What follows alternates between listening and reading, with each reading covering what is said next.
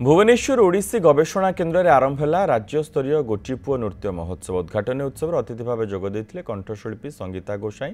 September 1 तारिख पर्यंत यह चलने बेले 20टी नृत्य दल अंशग्रहण कर प्रथम दिन दशावतार कथावस्तु को नहीं चमत्कार नृत्य परिवेषण कर नृत्यशिल्पी।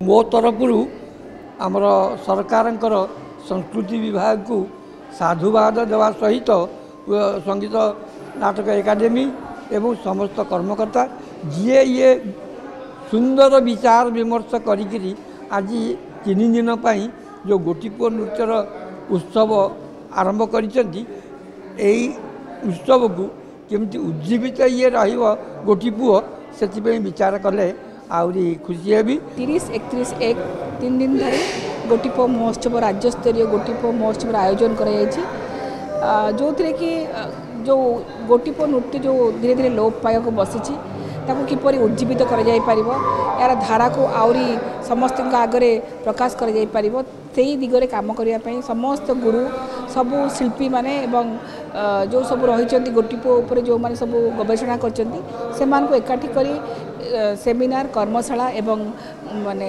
सांस्कृतिक परिवेषण आमर कार्यक्रम रही 3 दिन में।